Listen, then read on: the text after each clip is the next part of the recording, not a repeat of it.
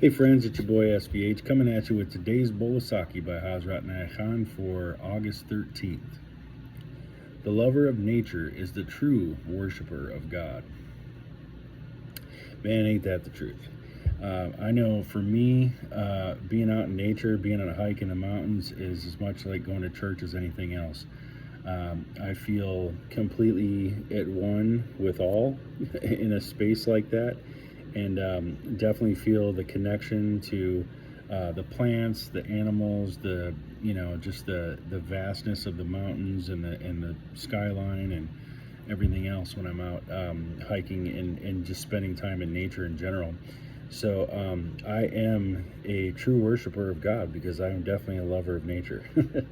And Mershid says here, a true worshiper of God sees his presence in all forms, meaning sees God's presence in all forms, capital H with his there. A true worshiper of God sees his presence in all forms, and thus in respecting others, he respects God.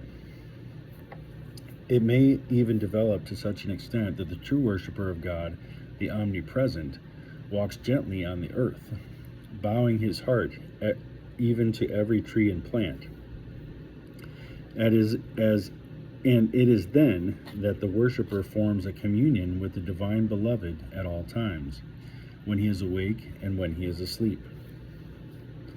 Anyone who has some knowledge of mysticism and of the lives of the mystics knows that what always attracts the mystic most is nature. Nature is his bread and wine. Nature is his soul's nourishment. Nature inspires him, uplifts him, and gives him the solitude for which the soul continually longs.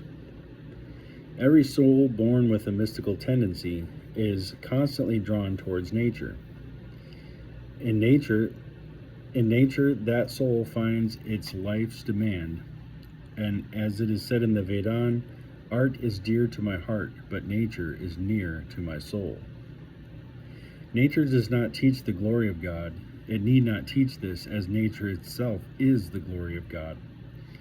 People wish to study astrology and other subjects in order to understand better, but if we study astrology, then we are sure to arrive at an interpretation which is given by a man, whereas what we should read from nature is what nature gives us and not what any book teaches us. There comes a time in the maturity of the soul when everything and every being begins to reveal its nature to us. We do not need to read their lives. We do not need to read their theories. We know then that this wide nature in its four aspects is ever revealing, and that one can always communicate with it, but that in spite of this, it is not the privilege of every soul to read it. Many souls remain blind with open eyes. They are in heaven, but not allowed to look at heaven. Many souls remain blind with open eyes. They are in heaven, but not allowed to look at heaven. They are in heaven, but not allowed to look at heaven. They are in paradise, but not allowed to enjoy the beauties of paradise. It is just like a person sleeping on a pile of gems and jewels. From the moment man's eyes open and he begins to read the book of nature, he begins to live. He continues to live forever. And this next point here is a really powerful part of this our Sufi tradition in particular. It's one of the 10 Sufi thoughts. There is one holy book, the sacred manuscript of nature, the only scripture which can enlighten the reader. There is one holy book, the sacred manuscript of nature, the only scripture which can enlighten the reader. Now, I'm probably going to get some pushback from some people about that, and there's a little more commentary here that Mershid talks about, but it's not to displace the Bible, it's not to displace the Quran, it's not to displace any other holy books or scriptures that people ascribe to, and you have every right to ascribe to that, and I'm not taking that away by making this statement. And I didn't make this statement. This is, Mershid made this, Hazrat Naya Khan made this 100 years ago. But there's one holy book, the sacred manuscript of nature. When you think about that, the Bible and all those books were written by the hand of an individual or multiple individuals, right? They were written based on experiences and accounts given of certain things that had happened or revelations that came, whichever they may be and pertain to that particular holy book. But the true one holy book is that sacred manuscript of nature. And nature is all around us. Human nature, nature. We think of outdoors and nature a lot. As I described earlier. But there's human nature. There's the nature of the soul, the nature of the spirit, the nature of life, the nature of our atmosphere and environment, things like that. So when you look at all of this and how perfectly put together it is, or how perfectly chaotic it can become if it's not controlled and kept into a certain a certain way of living and acting and things like that. But the sacred manuscript of nature really is God's creation. It's God all around us. It's God in everything and around everything and running through everything. That is the true holy book. That is the one true gospel that everyone can live by. Is that true, the true live experience of divinity, of God. So yeah, I love this. One of my favorite 10 Sufi thoughts.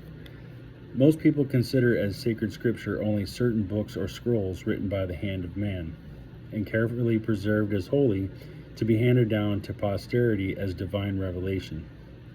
Men have fought and disputed over the authenticity of these books, have refused to accept any other book of similar character, and clinging thus to the book and losing the sense of it, have formed diverse sects.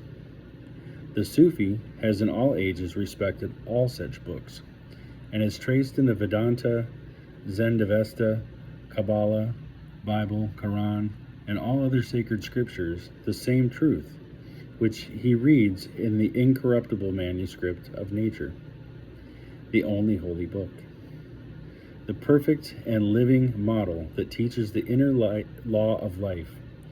All scriptures before nature's manuscript are little pools of water before the ocean.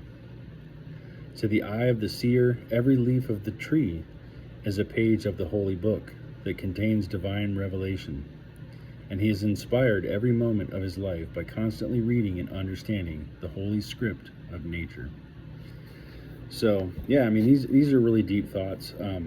You can apply them literally to nature, to being outdoors and being, that phrase right there. Every leaf of the tree is a page in the holy book. The design, just the perfection of how it's been presented and how it lives and how it's lived its life and how it came from a little seed, and sprouted roots and then grew up and had a trunk and branches and then the fruit and the leaves and everything that comes from it. It's fascinating, and it's not of our might, right? it's of a higher power that all these things came about. So nature is all around us in every aspect of life, and we should choose not to be blind to it, but we should be always looking at the nature of things. And I think this is really a big part of Sufism as a practice, as a path, is looking at the nature of things and understanding the nature of things, wanting to know what's behind something. So, if someone says something is true, well, what makes it true for you? Not to dispute it, but what makes you stand in that truth as truth? Things of that nature. All these different occurrences that happen in life. You always kind of want to know what the cause behind the cause is, and there's always a deeper level. And for Sufis, that's the thing, is we want to know all the different levels of a situation or of an experience or of a teaching or whatever it might be. We want to know all the different things behind it so that we really understand the true depth of it, because that's when you really see the bigger, fuller picture, and you really understand and you come to experience things in a much deeper level when you think of things and approach things that way. So I could go on and on about this one. I've already gone about 10 minutes. I try to keep these around 6 or 7, but appreciate you guys tuning in to today's bowl of Saki. Hope I gave you some good thoughts to live by today, and I will be back again tomorrow with another. Take care. Have a good night.